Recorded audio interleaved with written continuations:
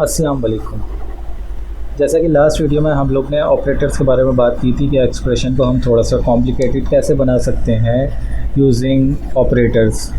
तो आज की वीडियो में हम लोग ये देखेंगे कि अगर आपने कोई एक्सप्रेशन लिख दी है या आपके पास कोई एक्सप्रेशन आ गई और आपको उसकी डेटा टाइप मालूम करनी है कि उसकी डेटा टाइप क्या है, तो पाइथन में हम कौन सी कमांड या किस तरीके से उसकी डेटा टाइप मालूम कर सकते हैं। तो पाइथन में अगर किसी भी एक्सप्रेशन की आपको डेटा टाइप मालूम करनी है तो हम लोग टाइप का फंक्शन यूज़ करते हैं। ठीक है, टाइप की कमांड।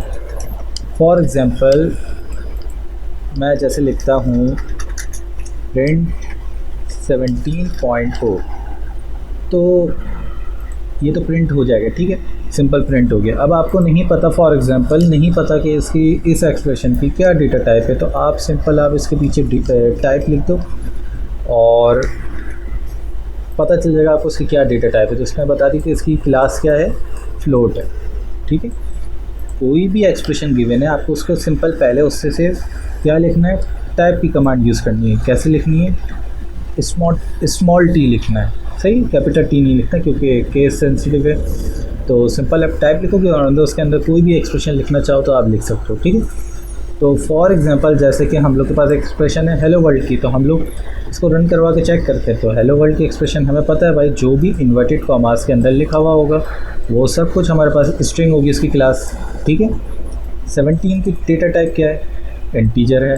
ठीक है, फिर हेलो वर्ल्ड हमने लिखा, इन्वर्टेड कॉमास के अंदर जो भी पश्तो लिखी हुई है, जो कुछ लिखा हुआ है वो सब स्ट्रिंग में आता है। ठीक है, अच्छा, प्रिंट से हमने डायरेक्ट यहाँ पे प्रिंट करवाया, इसकी यहाँ पे हमने टाइप नहीं निकलवाई। ठीक है, अच्छा, इसके अलावा अब 3.2 है हमारे पास, तो 3.2 क्या डेटा टाइप है, देख के तो पता चल रहा है कि फ्लोट है। लेकिन अगर फॉर एग्जांपल नहीं पता आपको तो आप क्या लिखोगे, सिंपल पीछे आप टाइप लिख दोगे। अच्छा, अब हम लोग ने फर्स्ट वीडियो में इस चीज़ के बारे में डिस्कशन कर ली थी कि जो कुछ भी इन्वर्टेड कॉमास के अंदर लिखा होता है वो स्ट्रिंग होता है। अब देखने को तो 17 हमारे पास इंटीजर है, लेकिन जब इन्वर्टेड कॉमास के अंदर हमने लिख दिया तो इन दोनों की डेटा टाइप क्या हो गई, स्ट्रिंग हो गई। ठीक है, str का मतलब स्ट्रिंग, तो इसकी भी डेटा टाइप आपकी स्ट्रिंग हो गई। 3.2 की भी फ्लोटिंग नहीं रही क्योंकि इन्वर्टेड कॉमास के अंदर लिख दिया। ठीक है, जो भी इन्वर्टेड कॉमास के अंदर आएगा वो आपका स्ट्रिंग होगा। ठीक है, अच्छा, अब जैसे कि 4 एक्सप्रेशन यहाँ पे लिखी हुई है, तो दिस इज़ अ स्ट्रिंग।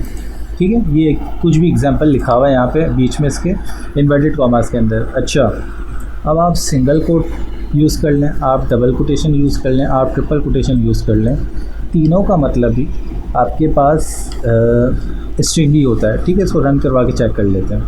सही है, देख लें सबकी क्लास स्ट्रिंग है, यानी कि एक सिंगल कोटेशन आप यूज़ करो, डबल कोटेशन यूज़ करो, ट्रिपल कोटेशन यूज़ करो, जो भी यूज़ कर लो उसकी क्लास स्ट्रिंग ही रहेगी। ठीक है, अच्छा, अब सिंगल कोटेशन और ये डबल कोटेशन या ट्रिपल कोटेशन का फ़ायदा क्या है।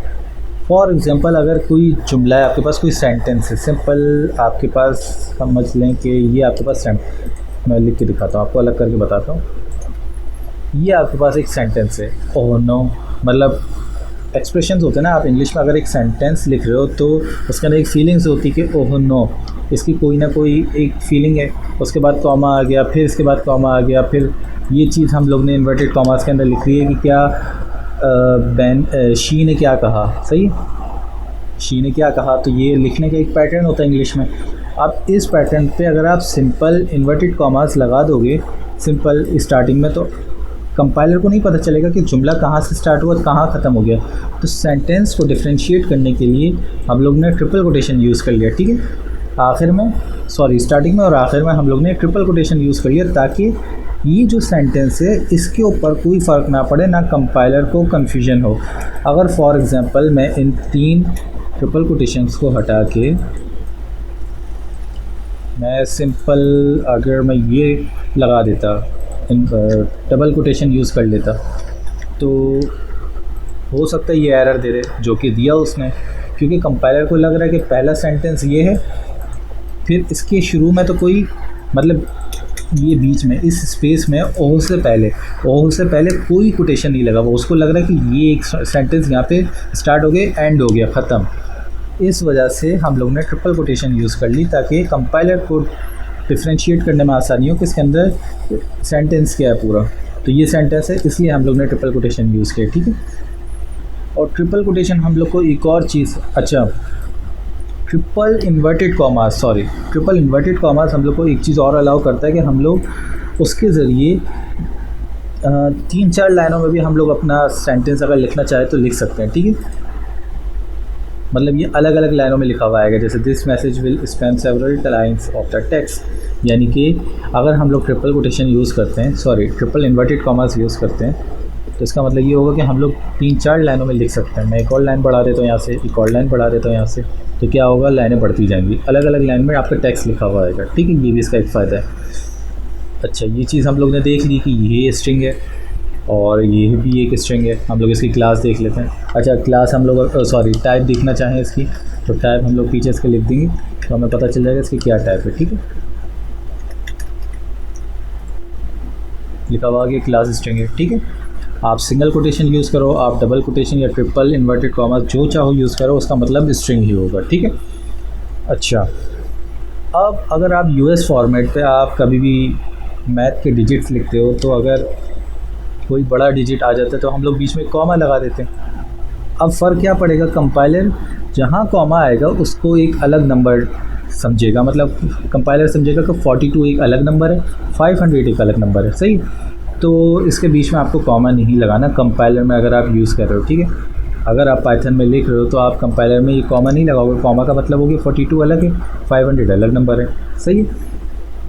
इसके अलावा अब जहाँ जहाँ कॉमा आएगा, 42 के बाद एक स्पेस आ गया, सही है, 17 से पहले एक स्पेस, 56 से पहले स्पेस आ गया, तो जितनी दफ़ा कॉमा आएगा उतनी दफ़ा एक स्पेस आ जाएगा, यानी कंपाइलर उन तमाम नंबर्स को अलग अलग रीड करेगा, ठीक है। इसी तरीके से अगर 3.4, हेलो, 45 3 अलग डेटा टाइप की एक्सप्रेशन हम लोग एक प्रिंट करवाते हैं कॉमे के साथ, तो वो एक साथ प्रिंट हो जाएंगे स्पेस के साथ साथ, क्योंकि कंपाइलर उसको समझेगा कि ये अलग अलग चीज़ें हैं। कॉमा हटा दूंगा तो एरर आ जाएगा, ठीक है। ये देखो, मैं कॉमा हटा दूं तो ये एरर आ जाएगा, ठीक है। इसके अलावा अब यहाँ पे एक सवाल है कि how can you determine the type of the variable. अभी हम लोग ने डिस्कशन की कि हम लोग किसी भी वेरिएबल की डेटा टाइप कैसे निकाल सकते हैं, टाइप फंक्शन को यूज़ करके, ठीक है। कि वो बता देगा कि आपकी कौन सी क्लास है, किस क्लास से बिलोंग करता है, इंटीजर है, स्ट्रिंग है, फ्लोट है, क्या है, ठीक है। अच्छा, what is the data type of, अब डेटा टाइप किसकी पूछिए, इसकी, this is what kind of data. तो आप ये देखो, अभी हमने इस बारे में डिस्कशन कर ली कि आगे और पीछे इन्वर्टेड कॉमास हैं या सिंगल कोटेशन है, जो भी है, इसका मतलब अंदर जो भी लिखा हुआ है वो स्ट्रिंग है, ठीक है, स्ट्रिंग है। वो क्या लिखा हुआ है, string can be enclose in single quotes, okay. आज की वीडियो यही ख़त्म करते हैं। इंशाल्लाह अगली वीडियो में हम लोग फंक्शन कॉल्स के बारे में बात करेंगे। तब तक के लिए इंतज़ार कर लो। अल्लाह हाफिज़।